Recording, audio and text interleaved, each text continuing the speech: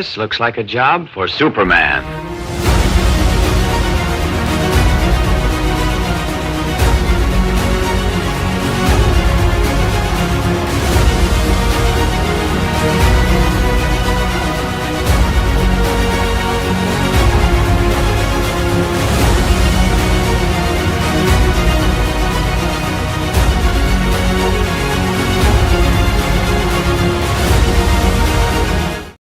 Welcome to Super Pals. I'm Jared. I am here with Robert. He's having computer issues, but yeah, so we are here together. Don't worry about that. But so today we are discussing. Hey, what's up, Robert? That was what timing that was. That was like, you go, well, boop. All right, there you go. But yeah, so we're talking about Supergirl, Superman's angry cousin. Well, now angry because she wasn't always like that as a character. Yep. In fact, let me talk about how she started out, because believe it or not, Kara Zor-El was not the first Supergirl. She's just the one that stuck. Yeah, well, technically let me put it this way. She technically was the first, but you had one that was a test bed to test the audience. And that was when Jimmy was given something magical to grant wishes, and he used one of the wishes to give Superman a partner and someone who could, fight alongside of him. And after that, but then she got a little arrogant. She thought, "Oh, I'm not from Krypton. And Kryptonite won't work on me." Unfortunately, because of the wish, she was Kryptonian, so it did affect her. So she ended up coming back to Jimmy, dying, and Jimmy used the wish then to basically get rid of her, so she was put out of her misery. Mm-hmm. You know what I mean? Yeah, exactly. But the one that everyone knows is Kara Zor-El. And so here's the thing about this. So she was the character, she was the most visual example, if you will, of DC needing to essentially clear the board with Superman, because at the time, Mort Weisinger had significantly expanded the Superman world with Comet, the super horse. I think Comet was the horse, right? Yes. Beppo, all of that. And this was back in the day where you had those covers here's the thing. Those covers were just given to the writers and saying, here's a cover, make a story out of it. Yeah, exactly. And boy. And one of them was Supergirl. So what happened with that one is, yep. So what happened there is, once they proven people were willing to buy it. Yeah, exactly. So what happens with this is so Kara obviously was like Kara Zor-El. Yep. Oh yeah. Zounds! It's a girl wearing my costume. Wrong, Superman. I have all of your powers. Yeah, exactly. That's classic. That is a classic cover.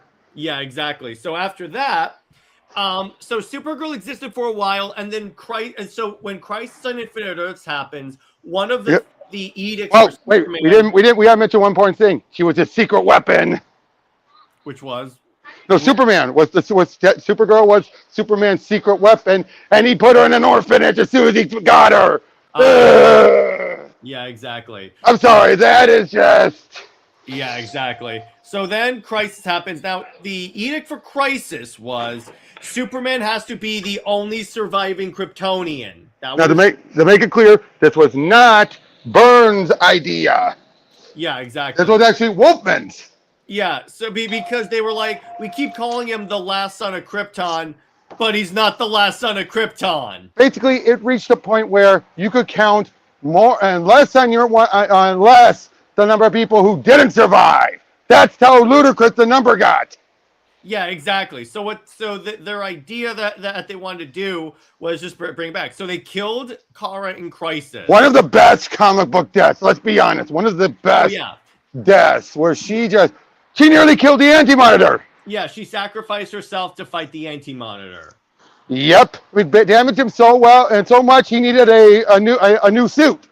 Yeah, exactly. So at that point, so Supergirl did not exist. Now, you guys may be wondering, okay, but Jared, Robert, why was there a Supergirl in the death of Superman? That's not a Kryptonian. Nope, that is okay. This goes right back to the whole issue when it comes to Superman getting rid of Superboy and everything. You had to deal with the Legion, which led to the Pocket Universe. And there you had it be that there was a Lex Luthor there. And basically his That Superboy died. Lex made a new Supergirl out of a protoplasmic being. Then the Kryptonians and the General Zod and the others there killed everyone on the planet. Mm-hmm. And Supergirl was the only survivor who stuck around. But because she had such a close-knit relationship with her Lex, she thought, well, all Lexes are the same. Yeah, exactly. Which, especially when you take into account what her actual age is, not her physical age. Yeah, exactly. And Nemo says, well, Supergirl, the woman of tomorrow. We will talk about that. So she, essentially, she was super, but she wasn't like a Kryptonian super. No, and that would last a long time. Yeah, exactly. So then, at a certain point, you had Jeff Loeb was doing these Superman, Batman books. Oh, wait, should we talk about Peter David first? Oh, yeah, exactly. So Peter David finally got a book, and then he decided, in a decision that both was a good idea, but made her complication even worse, was making her merge her with a woman named Linda Danvers, and she became an Earth-born angel. Again, perfectly good in the story it was telling. Try and tell that to a newbie. I'm sorry, Peter David, Dan DiDio put it best. He was reading a summary at Six Flags about her. You got a few sentences in and static on the brain. Yeah, exactly. Because it's like, why did it become so complicated when we just had the simplest origin? She's his cousin. Yeah, exactly. So what they did with that, what Jeff Loeb did with that is, so at a certain point, so this is, so context, Superman, Batman, Public Enemies happens, and there's a meteorite of kryptonite that's going to hit the Earth. It doesn't, the plot happens. So enclosed in that kryptonite meteor was a ship from Krypton that contains Superman's cousin, Kara Zor-El. I actually liked how technically that meant Black was right. The asteroid was coming for Clark. Yeah, exactly. That is the, yeah. So technically it was, but he was, yeah, but he was. You need to an advantage, but Batman pointed that out. Of course, Clark and Superman said, and Flex wouldn't know that, but Darkseid would. Yeah, exactly. So, speaking of Darkseid, we'll talk about that. So with that, so Kara shows up, and this is where they start to establish that she's a little more angry / emotional than Superman is. This is where we were also set up where, okay, pre-crisis, the way it used to be was when Krypton blew up, Argo City existed for years. So long enough for Supergirl to be born and be an actual teenager and everything until something caused it to be destroyed and her being sent to Earth. Since obviously they didn't want to do Argo City, they decided instead have it be, oh, she's been stuck in stasis, and technically she was older than Cal, but she ends up, but now because of stasis, time flux, whatever reason, she's now the younger one. Yeah, exactly. Loeb was the one who introduced it, and it's stuck ever since. Which, if you ask me, I kind of prefer that over Argo. Yeah, exactly. So Argo was too Silver Age. Yeah. So then what happens is, then what you get is so she.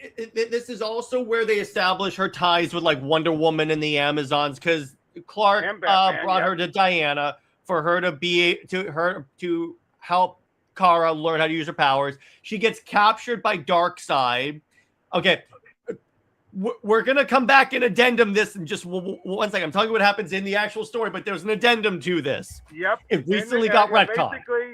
Basically, Kara already had a dark side to her, either given to her by her father or induced by kryptonite poisoning from being in the meteorite for so long. But either way, Darkseid tapped into that. Yeah, exactly. So anyway, so that happens, and she comes back. The point is, the story happens, and then now Supergirl is like in the DC universe. Now, let's go back real quick, because here's the thing. So what New History of the DC universe was supposed to do is bring everything into one canon. Now, one of the things that it had to contend with is, okay, so how do they deal with all the reboots? The way it did is Flashpoint. Flashpoint is the only one that when you look at the wording, did the rebooting. What happened with Crisis, it was just like an event. Now, what happened here, Supergirl still died. So obviously... wait a second. Wade had to deal. Robert and I were wondering, how is Wade going to contend And with he the told me on Supergirl my stuff? show, I had an idea. So in this, it's just that, okay, so the first half of Superman, Batman, Supergirl doesn't happen. What happens is Darkseid resurrects Supergirl. And he has the power. He's done it. He did that with Which- Steel once. Which explains a lot of stuff. It explains why Kara's so angry. It explains all of that, like, very well. So it allows you to have her pre-crisis adventures. You could still have Matrix running around because during the time when Kara was dead. Yeah, exactly. And plus, Yeah, that's something Darkseid would do, 100%. Yep, like I said, he did it to Steel. Yeah, exactly. So at that point, so that's the current canon on Kara's resurrection. Not bad, if I may say so myself. Again, it's simple. Yeah, it's stuff that already exists. You don't have to worry about all this continuity. I would say this now. This only works because Loeb set it up. I don't think Wade would have come up with this idea of using Darkseid to do it if that wasn't already established. Yeah, exactly. So then you get to so Kara played various roles in the DC universe at this point. Her origin kept shifting. Originally, she was sent to kill her cousin. Then they tried to say, "Oh, she was sent there because it turns out there was a bunch of phantom ghosts that would destroy the Earth." And then it's like, "Oh, nope, it was this. No, it was that." Then finally, during New Krypton, it was revealed, "Oh, it's just your pre-crisis origin minus Argo." Yeah, exactly. So then New 52 happens, and she has her own series here, which I have the first volume of the Omnibus. I have the second volume. By the way, this is the series where she would become a Red Lantern briefly. But anyway, so in this, she shows up on Earth, and they actually did it pretty well, where she goes into like stasis and her parents forcefully put her into stasis because they didn't think that she would like willingly go, and obviously they wanted her to survive. So as far as she knows, she goes to sleep, she's on Krypton. She wakes up, she's on Earth, and there's this guy named Kal-El. And she's only speaking Kryptonese for quite a long time. Yeah, because she hasn't learned English. It's not like, because remember, she doesn't have Clark's upbringing where he was raised on Earth. Nor are there the Kents to take care of her. Which is actually really cool. I really appreciate that. And so she goes on various adventures. Then she meets while this sorry. Then she meets this being named Hold on. Hal. Delay.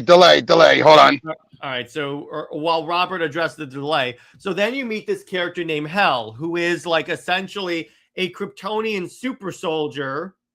So I'm talking about Hal. It's the Kryptonian super soldier that shows up on Earth and wants to basically do New Krypton, but on Earth. And she's actually not fully against it initially, because why should she? Because again, she doesn't have the attachment to Earth that Clark does. Now, if I could tell you one downside I had with that took them quite a long time to get to that point. Oh yeah, 100%. Now, she eventually turns against Hal and stuff, obviously, because she's still a hero and such. Mm-hmm. But essentially, what you get after that, she gets the Red Lantern ring because she's like angry and stuff. Now, what I like about this, and this is something that New 52 Supergirl did really well, they made her more than just Clark with boobs. Which is something they were toying with beforehand, but they never got it right. Like the closest they had beforehand, pre New Flashpoint, was Joe Kelly, where and one thing I did like, it was basically, okay, yes, I wear the S, but why do I have to be just like my cousin? Yeah, exactly. That's the perfect way to do it. Which, because I'll be honest, a teenager wouldn't. Yeah, she wouldn't, because again, she comes here and she is the stereotypical teenager in the. She was meant to raise him, but now it's like, well, don't need to do that now. Basically, if now I'm not here to raise him, what's my purpose? That too, exactly. And they did that so well. She even helped fight against Super Doomed, and this is what we talked about last week. And this is also, was it in the New 52 or Rebirth where they brought in Bad Maxima? Both. Okay, both. Okay. Introduced in New 52, Then they, but that, now, actually, to be fair, that was Superwoman that did the bad Maxima story. Yeah, exactly. But So yeah, it was New 52 that introduced the lesbian Maxima. Yeah, the one that would later be replaced by Dan Jurgens. The one time where I will give Dan Jurgens props. You've given him more props than that. The one time I will give him props. That's all I'm going to say about that. All right. So that's like, and then you get like various other series. Is what really helped her as a character was the CW series, even though the CW series basically just treated her like Superman. Yep, I still say that the first season was the best. Any season afterward, when the CW fully had control, was not good. Yeah, because then it went super political in that sense, and I'm like, no. Yeah, at least when you had what was it, 8 NBC? That was originally part of it. At least they kept it under control. Hey, what's up, Cameron? But yeah, but it's like once you get past that, it gets worse when they literally bring in Superman, because it's like, okay, then why are you here? Exactly. But anyway, the point is though, that series helped her with her popularity and helped like make her like a character that at least more than just comic book fans know about. You also had the really bad movie that we covered a couple of weeks ago on movie night. That was quite the endeavor, my friend. Indeed it was. But regardless, so then you get Sophie Campbell doing her like comic book series, which I've heard. Wait, nope, we missed a different run. Okay, go ahead. Woman of Tomorrow. Oh yeah. Again, so I have the trade of this just because I forgot to trade this in when I was getting rid of my Tom King books. But so I will give props to King on one regard. Okay. The idea of her being a drunken mess, while it doesn't work with her being an older Supergirl, it does work if it was a younger one. Mm-hmm. Can we agree to that? But according to this, she has some epic adventures over the years. So this is supposed to be an experienced Kara. That's what I'm saying. It doesn't work in what he initially wrote, but it set up something that could be used better with her younger. Yeah, exactly. Which, again, by the way, this is the reason why Tom King's on Wonder Woman. Just want to tell you guys that right there. Oh, boy. But anyway, it wasn't a bad story in and of itself, if you ask me. It was not a bad story. Oh, it's a bad Supergirl story, but it's not as horrible as a regular just story. True. But anyway, so that's where that runs, and that's what the upcoming movie is based on. So, yep. Oh yeah, you also have, speaking of Supergirl, in My Adventures with Superman. Oh, yep. Oh, and don't forget the Smallville version. Oh yeah, the Smallville version was great. I like the Smallville version. Mm-hmm. But it's like with the My Adventures with Superman version, the thing that I think really lost me with that is that's when they started really perpetuating the Kryptonians were evil conquerors. They're Viltrumites. Yeah, they're basically Viltrumites, and I go, no, please, no. I know, and I don't remember what their reason was. I mean, because here's the thing, though. Krypton does have a history of being conquerors. Yeah, but when you make Jor-El and Lara part of that, that's I agree. That's where the issue is, yes. Yeah, exactly. Because, 100%, Krypton as a planet was screwed up, but not the whole point is Jor-El and Lara are supposed to see beyond that BS. Agreed. That I agree. I don't get why they thought the need to change it. But anyway, so then you have Sophie Campbell's series that she's currently doing, I believe. And it's good. I heard it's really good. It is. It's basically going back to, it's kind of like what Josie Campbell did with Shazam and trying to go back to the old days, but modernize it to a degree. That's a good way to do it and here's the thing, Kara is one of those characters, and this is the advantage of her being a character that maybe hasn't been that like explored, is that there's so much that you can do with the character. Yep, and having her become good friends with Lena Luthor, who's now gone through a goth phase, and reminding us, right, she is a Luthor sometimes. Yeah, I like that complicated relationship where they're friends, but Lena makes it very hard. How much want to bet that the Lena Luthor relationship in that book is based on the show? Which I'm fine with. I'm fine with that element being brought over because yeah, it's a good story. But I'm just like, To a degree. Yeah, but speaking of internet shippers, remember when like Twitter was pissed off that they didn't do the actual ship? Oh. Because apparently they thought that the Supergirl writers were going to put Lena and Kara together, even though that was never a thing. Never. Like, never a thing, never even explored. But again, Tumblr, bro, Tumblr.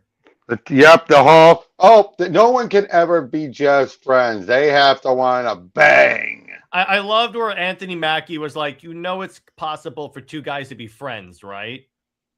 And people are just like, nope.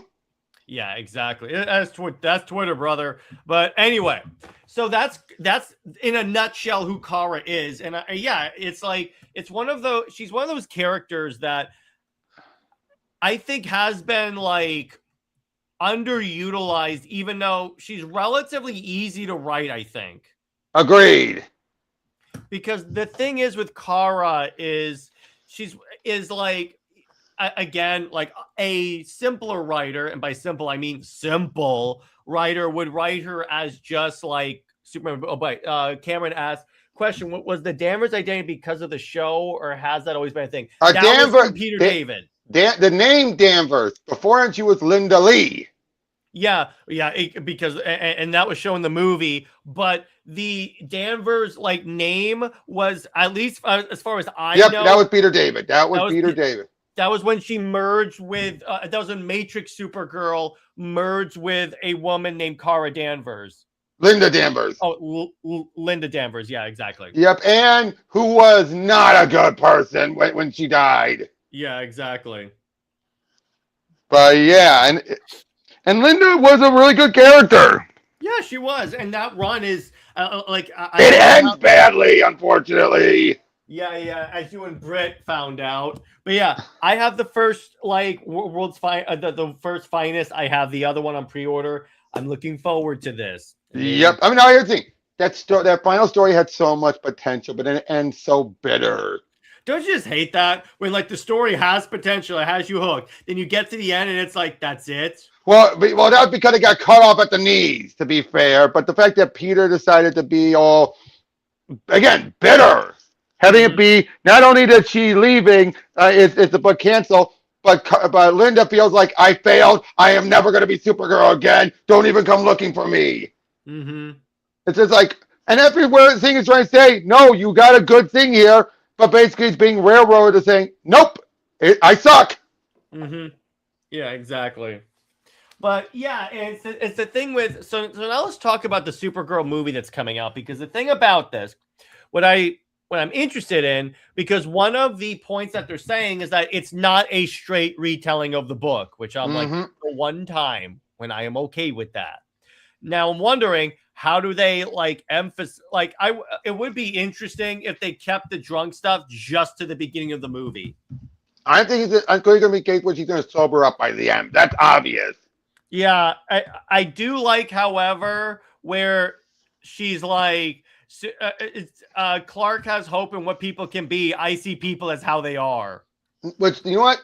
I like that because I like that a lot. She would. Yeah, she definitely would. 100%. Because again, now here's the thing. It's up in the air how much of pre-crisis they're taking for her. Yeah, that's the question, because we know at the very least the inspiration is that book. Uh-huh. But it's like, what about the other stuff and stuff? It's the fact they brought in the hypno glasses tells you they can take anything from pre-crisis.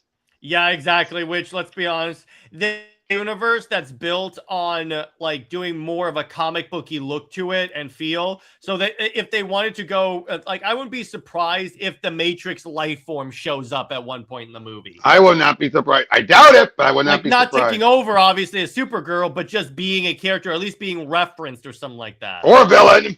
Or a villain, that could work, like a Skrull-like thing. Mm-hmm.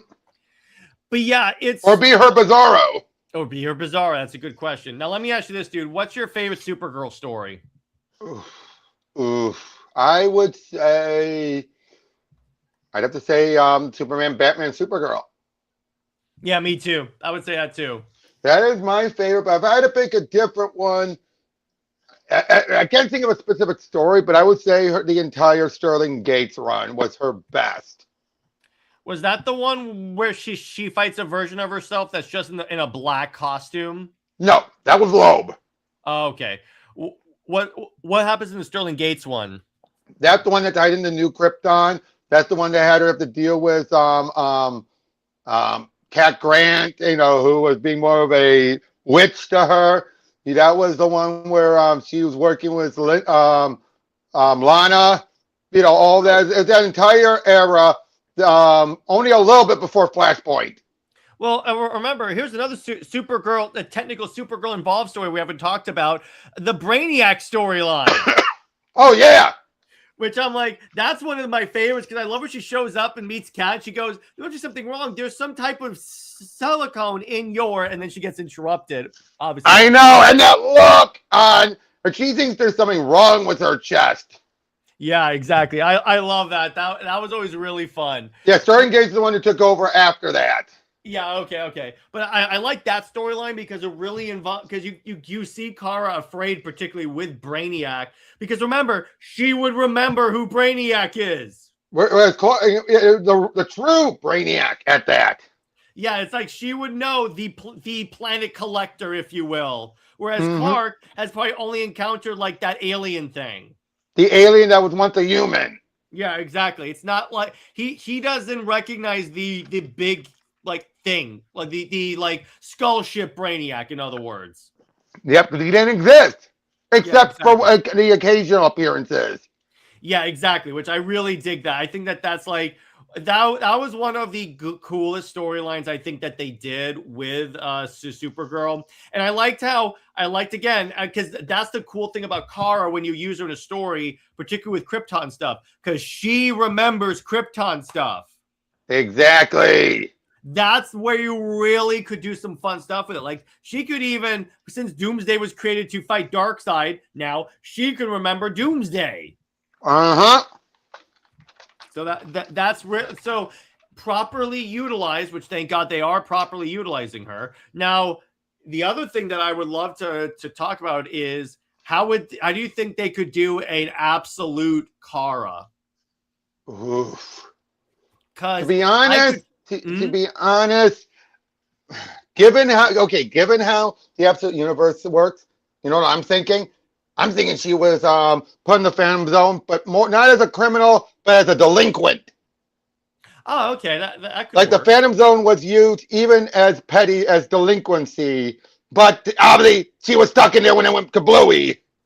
Yeah, or she's the daughter of Zod. That too, but I'm trying to think of if you wanted to keep the cousin thing. Oh yeah, 100%. And it's like she was like a troublemaker on Krypton and all that stuff. Exactly. Enough that she was sent to the Phantom Zone temporarily. Yeah, it was more like it was essentially juvenile like detention, if you will. Yeah, whereas unlike others who would be sent there permanently, she was just sent there for like a week. And then obviously, like they could do it where like the Krypton blows up right as her sentence is like done, so she's waiting to be released, and she goes, "What the hell? I'm in here," and then eventually Clark lets her out, and he has to tell her. But she has a huge chip on her shoulder. Yeah, exactly. And you could have her be very aggressive. Like maybe at first she starts off as an antagonist. Definitely, or at the very least, but again, it plays up. She has a reason to be angry, and at the same time, you also have a reason for her to be a bit of a brat. Yeah, exactly, because and Superman can tell you're kind of foul-mooded, and then Kara can say, "I was in the Phantom Zone." Like no, and they're like, "No, yeah, but what for? Hears about it, so you were a problem child even beforehand." Yeah, exactly. That's the way they can do it. But so now let's open up to Q&A. Any questions about Supergirl that you guys have? Because let me put it this way. Even though the movie is based on a book that I may not enjoy, I guarantee you it's going to be better than the original Supergirl movie. And like I said, there's plenty of good in it to tap into. Yeah, that's gonna be the balancing act for me. It's like, okay, so how do you balance the good with the bad of that book? Because that's gonna be a defining factor. Because again, it's like if it's the writer that's doing if it's like, well, hang on, if it's like if the writer is doing Supergirl, is also doing Wonder Woman. What interests me is, okay, so if she can make this movie based on this, in my mind, crappy book good, then I think we're in good hands. And I will be fully giving her a shot, even though the book is based on a Tom King book. Obviously, I kind of have to, right? Yep. I don't have a choice in this matter. Exactly. But so Robert, how much of the Supergirl show did you watch? Not much. Yeah, it's the thing about it. I watch pretty much the first 2 seasons because that's normally the pattern for CW shows. Granted, Superman and Lois really bucked that pattern by having all the seasons relatively good. But the part that really pissed me off is where Robert, who was Guardian in the show? Jimmy Olsen. Yeah, and it was who is in this world is completely like Mr. Perfect. Yeah, I know. And I'm like, that's not who Jimmy Olsen's supposed to be. Yeah, he's Mr. Action, but it felt like instead they made him more like Mal Duncan. Which, let's face it, that's one of the things Gunn got right about Jimmy Olsen in the movie. Exactly. But I'm like, really? Him being a dork. Yeah, but again, this gets back to what I said with the CW shows. It was all about, we can't use this character, so let's turn a character that we can use into that character. Yep. That's what they wanted. That's what that and now. And also for racial reasons. Yeah. Now, that being said, I think that they did a pretty decent job with it. Yep. Some of it. Like some of it, yeah. Like and hey, we got Dreamer out of it. Oh, yeah. And that's a big thing. And we also got a pretty decent adaptation of Max Lord. Yep. We also had the Cyborg Superman / Martian Manhunter. Yep, it was Hank Henshaw and stuff. And I'm like, oh, that's really good. And honestly, the Martian Manhunter looked really good. You also got Ms. Martian in that show. Yep. So there was a lot of really good stuff in there. But it's like, the problem is, it's one of those occasions where you have to ask yourself, does the good outweigh the bad? Basically, it suffered like all of the other Arrowverse shows. Stayed faithful first, then decided, let's use it for our agendas. Yeah, exactly. Because remember, it's like, when you look at Arrow started off great, but then it's like I checked out the minute they had this really annoying, like, I think cop that was investigating Oliver Queen at the time. And I remember watching this character. It's like, oh, I hate you as a character. Yep. But yeah, so that's really where the CW went wrong. And then for some reason, I think Superman and Lois was more of an HBO Max like show. Intended. Well, it helped that it was set on another Earth anyway. Yeah, so you didn't have to reference any of the other really bad stuff. Yep. Now, I will say, though, the best thing that the CW did was a pretty decent live-action Deathstroke. I'm sorry. Even though he's Australian Army, not U.S. Army, Slade Wilson in that show was menacing as hell. Agreed. Manu Bennett. From what I remember, I completely agree. He was so scary and badass. But anyway, so as far as Kara really goes as a character, it's like, yeah, she's one of those.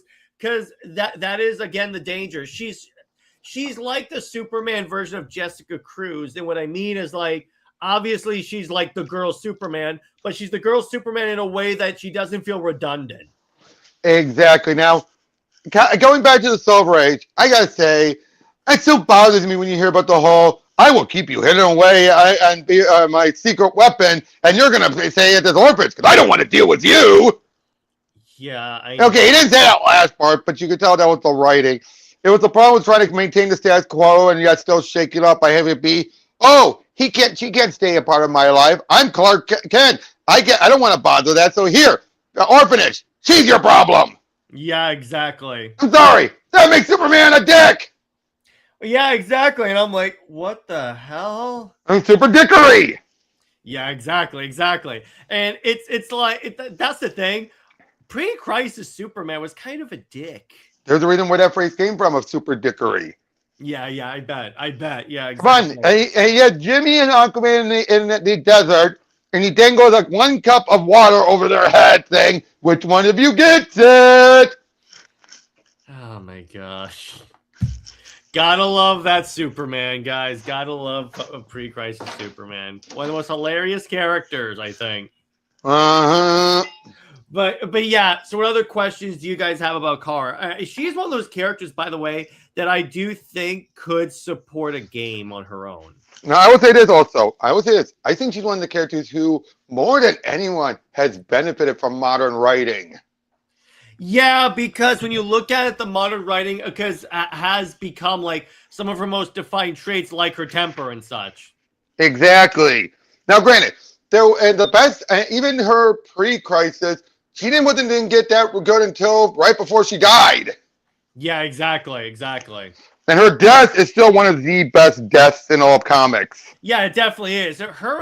Her and Barry, because that's the interesting fact about Crisis, that they had back-to-back good deaths. By the way, Cameron says my first introduction to her was the Apocalypse movie, but book. And yeah, that was mine too. And I'm like, oh, okay, this character's actually really interesting. I love when he takes her shopping, and it's like where he even catches 2 guys looking at her, and he just mean mugs them. I love that because they're checking out her rear. Yeah, exactly. I also dug when she's eating the hot dog and she goes, "This isn't really," and he goes, "No, don't worry, it's not." Because she was probably thinking about crypto. Yeah, exactly. And also, I gotta say, the fact is that now there is one other thing that was Peter David's take on Supergirl towards the end. When he brought in the silver pre-crisis Supergirl for a bit, Superman is completely dismissive of her to a degree. More like a case of like, how can I know you're really who you say you are? And yet, when Kara shows up, it's post-crisis and all that, which again was only a few years after this Peter David run ended. It's like, oh, of course you're my cousin. Come here. It's like, Yeah, exactly. That was one of the best like debates in the book where Batman's like, "You're compromised, bro," because someone just shows up, says they're your cousin, and you like roll off the red carpet. The big thing. Now again, he sometimes ignores. You're robotic. Sorry. How about now? Am I better? Now you're better. Sorry, I was saying, Loeb will sometimes ignore things for his story. Well, yeah, exactly. Not as bad as BMB. Oh, yeah. There's not much you can go in there. There's not much worse you can go than that. Exactly. Yeah, should see what Cameron. But anyway, but yeah, it's like she's one of those characters that definitely, it's like I really like that part there where, again, it's like, and you know what? Batman has a good point, and they treat it like Batman has a good point. Yep. Now, my only justification could be is Superman was more in a woe is me, thinking about Krypton mindset compared to where he was beforehand, where he was more just in a normal mindset when the other Supergirl showed up. So the case where he was already in a not so good mindset in the first place. By the way, Cameron asked, should she be solo or with a team? Solo. I think she works a lot. I can't think of any teams for her to be on. Remember when John put her on the Justice League? Yeah, I remember that. But I mean, in general, like Matrix, I saw with the Teen Titans because she was on the Teen Titans briefly. That was fine. But Kara, not really. She's too old to be a Teen Titan. Yeah, I would say that. Not needed on the Titans without being a story breaker. You know who we should also talk about? Because technically she is Supergirl. Power Girl. Oh, yep.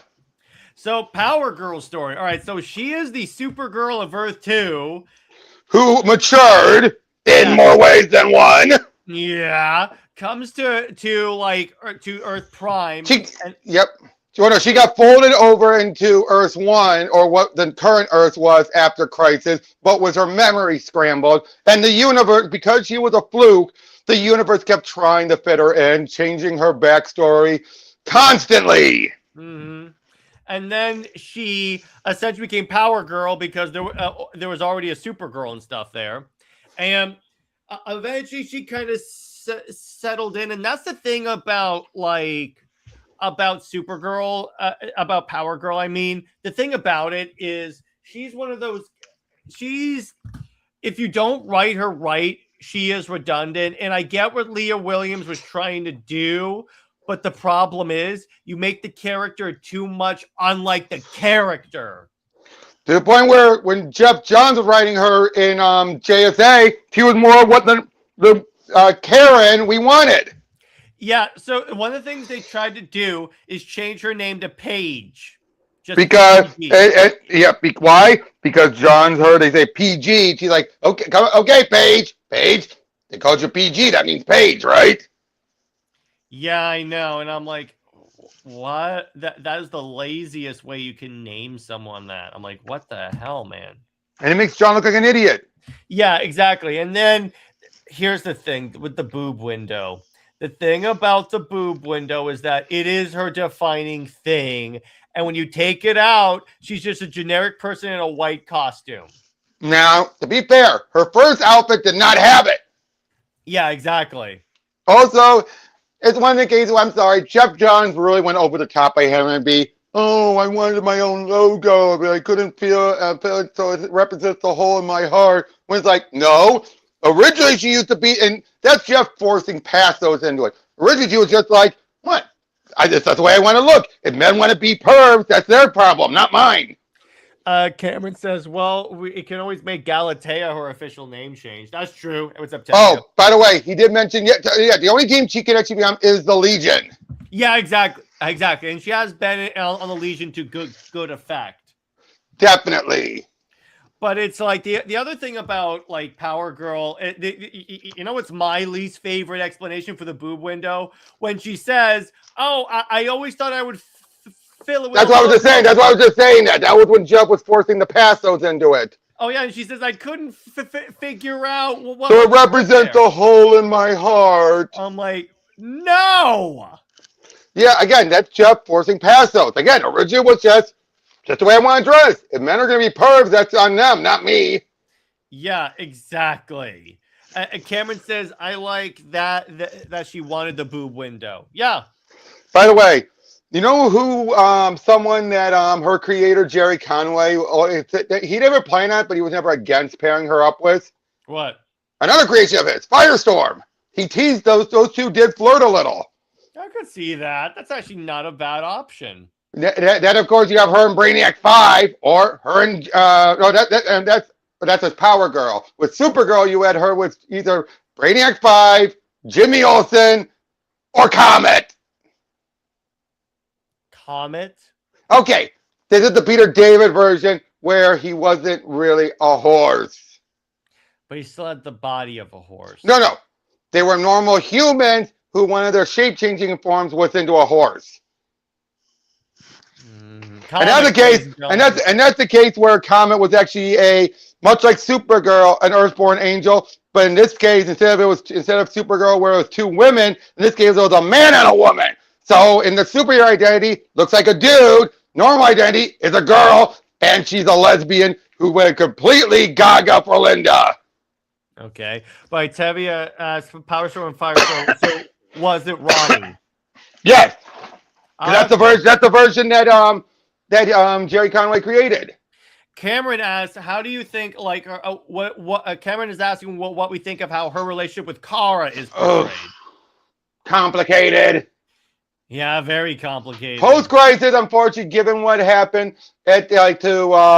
when Joe Kelly was trying to rush through a story arc that Rucka started but never finished, the two of them, let me just put it this way, Karen would be constantly at boot level to Kara. Yeah, exactly. And then she would just be hovering where Kara could just see her boots. And he was like, ouch, boot level. And you deserve more than that. Yeah, exactly. Or worse than that, because she was still mad at her for abandoning Kandor. Yeah, exactly. But yeah, that's one of those like, oh geez, it's that's the funny thing is that they keep doing this whole super because they could have like a friendship like Kara and like Karen. I'm gonna call her Karen. I don't call her Paige. But it's like they really don't like know what to do. That's another character that DC really, until recently, doesn't know what to do. I'll say this about Power Girl though. The reason why she was voted over, she was so distinctive from Supergirl that they felt they could bring her over. Yeah. She wasn't a copycat. Tevi asked, why was Kandor abandoned? Okay.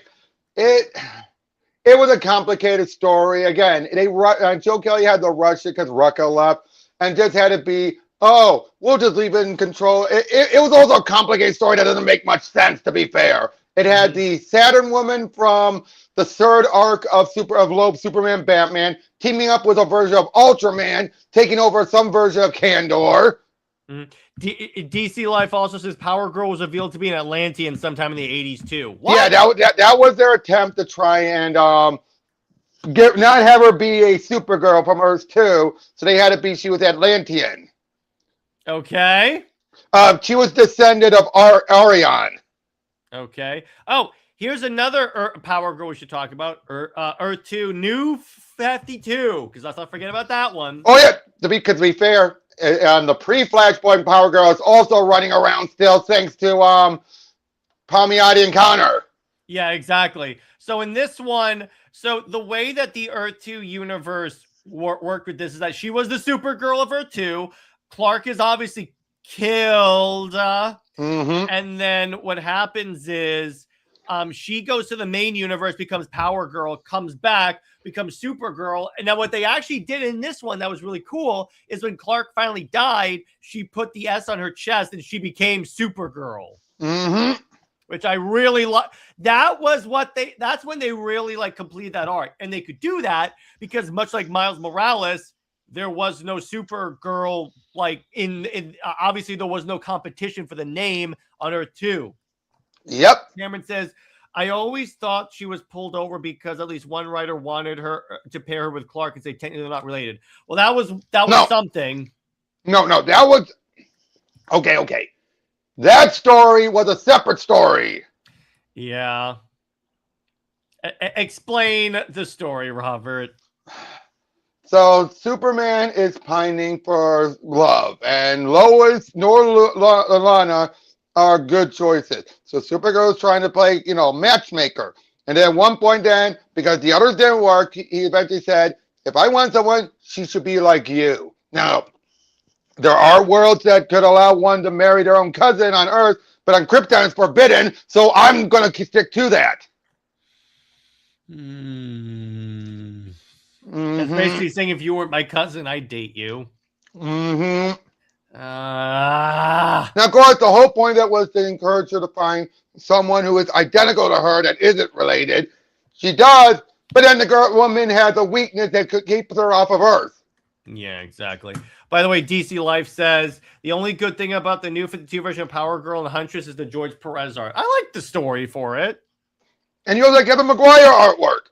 Yeah, and then Tavia says, so what happened to Power Girl in the Deathstroke book? Oh, that Power Girl. She died. Yeah, exactly. I love how nonchalant we said, she died. She's dead. Well, unfortunately, New 52 did that a lot. They would kill. Remember, you know that. There were a number of times they would kill off characters haphazardly, and no one would reference them again. Yeah, exactly. Or some of the reinventions would be stupid. Like, remember Teen Titans? Which one? Swan suits. Oh, yep. Oh, wait. No, wait. I take it back. That Power Girl would eventually be on the Christopher Priest Deathstroke run, then die. Yeah. Oh, remember when the idea for New 52 Cassie was that she has some weird armor in her?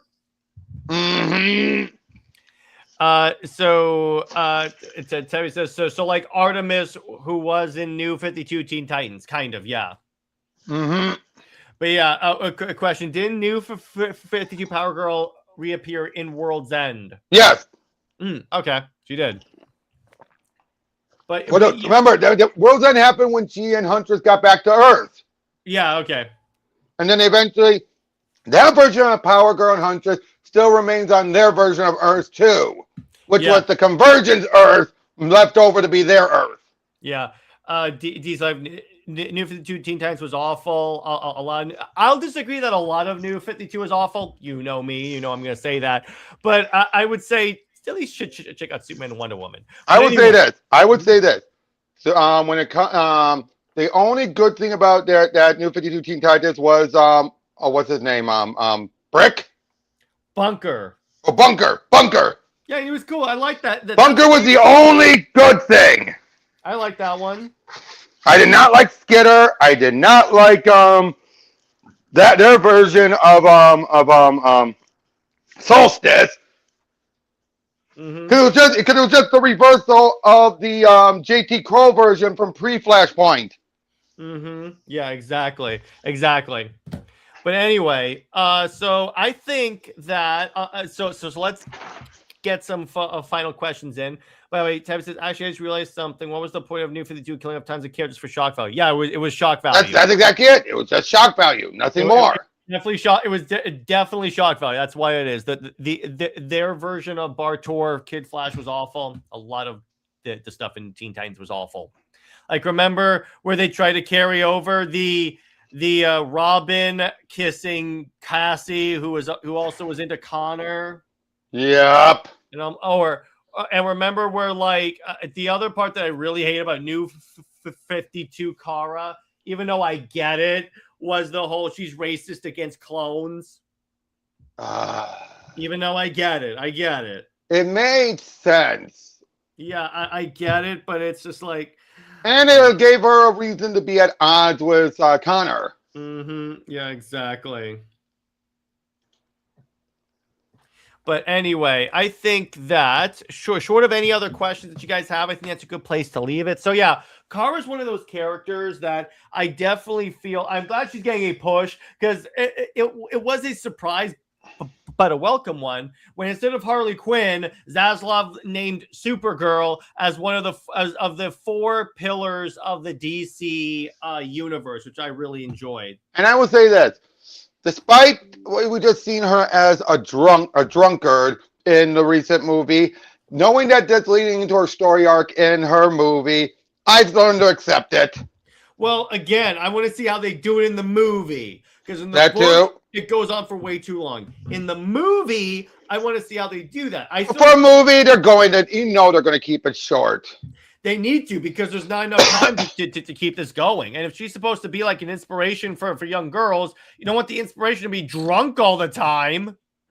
Exactly. But anyway, and by the way, Tabby, we talked about Red Lantern earlier. The point is, it's an interesting quirk of the character, if you will. But she is. It was needed. It was needed to improve her. Very needed, because again, they made her different from Clark in that way, and I'm like, oh, and they picked a core that makes sense for her. And again, and then after she finally was brought back to normal, that's when she finally became closer to pre-Flashpoint Supergirl. Which I really liked about that. Yeah, exactly. So as far as Comixly content, I'm working on Wonder Woman Wednesday, where I'm going to talk about why the Absolute Steve is the better version. As far as Under Two Capes, Robert and I are going to be talking about DCKO, like the entire event, and what we thought about it. Movie night, we're going to be talking about the Jason Momoa Conan the Barbarian movie. Britt and I, for Super Wonder Legacy this week, it's going to be pre-recorded, so it's going to be out next Monday for all you guys to watch. But it's going to be about, we're going to compare the new 52 and Absolute Edition universes to Marvel's Ultimate Universes. In other words, both of them, and talk about them being the modern reinterpretations. And obviously, I'm looking forward to explaining to her the plot of Ultimatum. Oh boy! That's What I can't wait for you to tell her about how the blob ate literally ate wasp. it tastes like chicken. Tastes like chicken. Or telling her about Scarlet Witch and Quicksilver. She already knows about that. Oh, she does? All right, good. But anyway, I cannot wait to explain to her all the BS that happened with the Ultimate Universe. And then I can explain to her the Marvel stupidity where it's like, okay, this is selling really well. Let's blow it up. Well, we don't know what the final fate's going to be. Let's be fair. No, but let's end it. They said they're ending it. So I'm like, what? Yep. But anyway, Robert, where can we find you? What have you got coming on your channel? Link down below. And I have about almost enough videos in the can to lead up to 700 already. Hell yeah, dude. That's awesome. That's going to be in a couple months, granted. But still, you got a lot. You really plan ahead, brother. Yeah, well, it helped that one recording session I was able to get 7 videos out. All right, I see. But anyway, stay work, everyone. Remember, Lois Lane is Lois Lane. She blows Jill Zod. Stay super. We'll see you guys later.